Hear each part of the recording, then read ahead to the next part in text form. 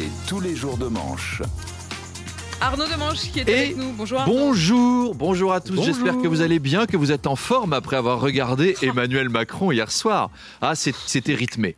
C'était funky. Moi, j'avais envie de claquer des doigts en même temps. J'avais envie de battre du pied. Ça a dû être un succès d'audience pour les autres chaînes. Parce que c'était d'un chiant. Je m'étais pas autant emmerdé depuis le dernier match de l'équipe de France.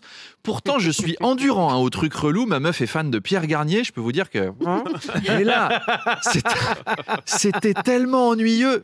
Macron, il aurait pu gagner un prix à Cannes. Vraiment, tout le long, j'ai entendu la voix de Dominique Besnéard dans ma tête. C'est fantastique. Je me suis encore plus fait chier que devant le film Ouzbek sous-titré en nord-coréen qui a eu la palme l'année dernière. Là, il y a tout pour faire un grand moment cannois. Il y a des passages insipides, d'autres creux, tout en étant autosatisfait, avec des gens en fin de vie. Un chef-d'œuvre. Ça n'en finissait pas. Ça n'en finit. Je vous jure, j'ai compris qu'on pouvait souhaiter l'euthanasie bien avant que Charles Bietri intervienne. Oh non. Je demandais qu'on me débranche. Bon, alors sinon, quelques moments à retenir quand même. Sophie Binet de la CGT qui lui a sorti sa carte avec toutes les usines en difficulté, la météo des usines qui ferment.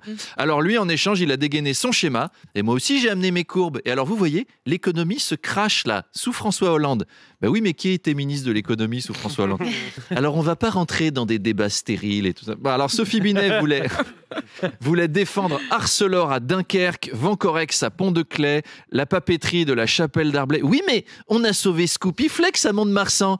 Oui, mais fallait un moratoire pour la Socorep à Wissous. C'est pas vrai.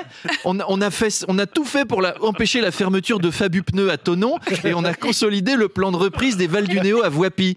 Oui, mais les Juraflores de Cluse. Oui, mais les Continax de Forges. Et les Batipro 2000 de Beauvais.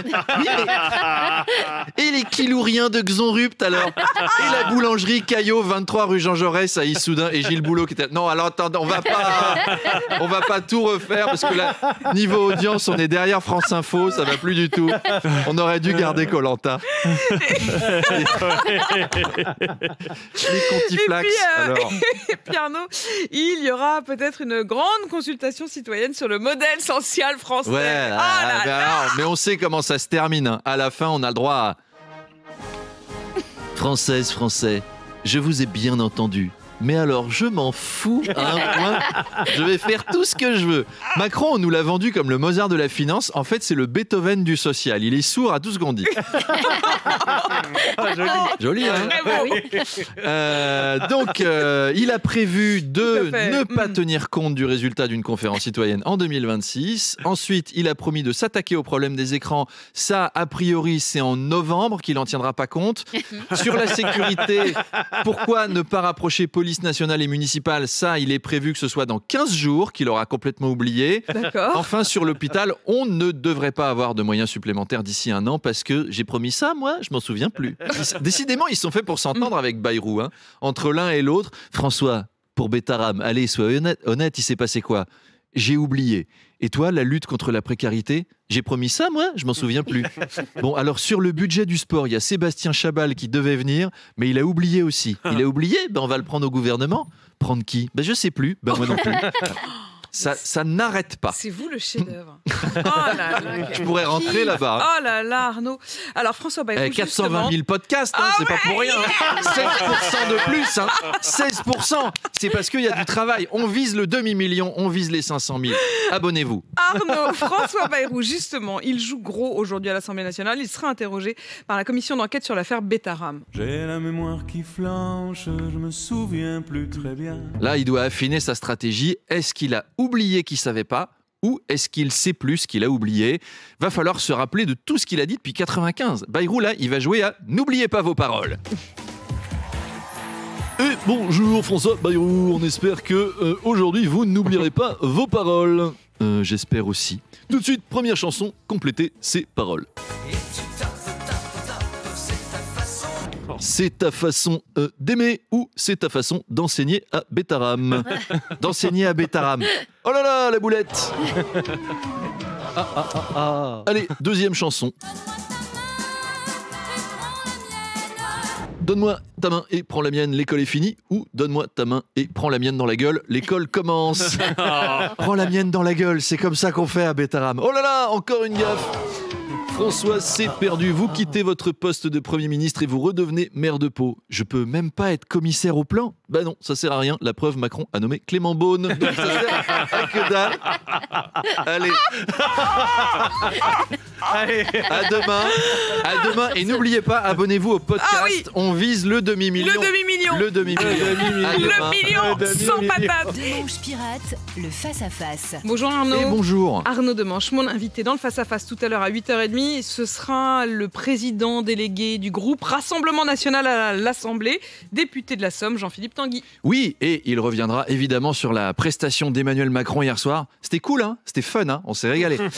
C'est une émission qui a duré environ 3 ans à peu près. Oui. Moi, ressenti l'éternité. Moi, à la fin, dans ma tête, ça faisait...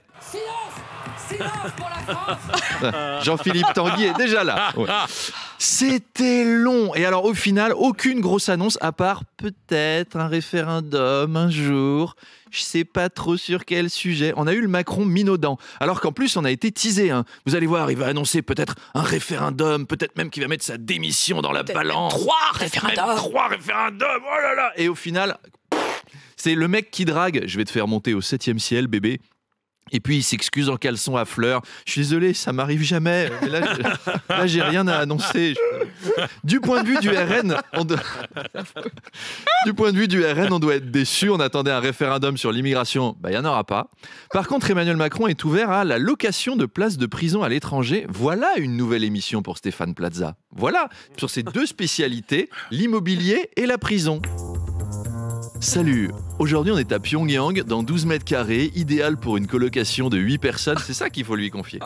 Le petit moment fun de l'émission, c'était Thibaut InShape.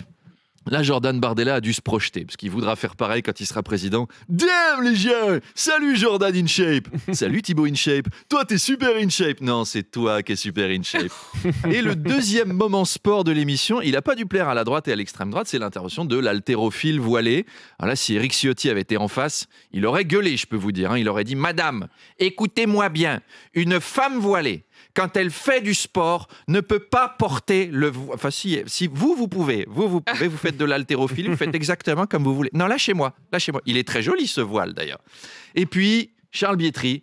Alors, au RN, on est partagé sur la loi sur la fin de vie, mais cette intervention a peut-être fait évoluer les positions dans le parti. L'acharnement thérapeutique, c'est horrible. Alors, est-ce que Jean-Philippe Tanguy ne trouve pas qu'il serait temps de débrancher Marine Le Pen? Là, elle souffre en espérant un jour une issue favorable, mais au fond, on sait tous qu'elle est foutue. Alors, peut-être qu'il faut la laisser passer les grandes vacances, mais ensuite... Est-ce qu'il ne sera pas temps de lui dire au revoir? Eh bien, on verra ça avec Jean-Philippe Tanguy à 8h30. Silence à tout pour à la l'heure. France. Silence. Arnaud Demanche, qu'on retrouve donc à 8h20 tout à l'heure et en podcast à tout moment. Et d'ailleurs, c'est l'occasion de vous dire que vous êtes de plus en plus nombreux. Record de téléchargement le mois dernier. Ah bon? Bravo Arnaud. Merci. 429 000 d'entre vous ont podcasté les chroniques d'Arnaud. Un chiffre en hausse de 16% sur un an. C'est splendide. On vise les 500. Allez, on vise les 500, on y est presque. RMC, abonnez-vous. 3e radio de France avec quasiment 28 millions de podcasts. 4 podcasts dans le top 8. Merci de votre fidélité.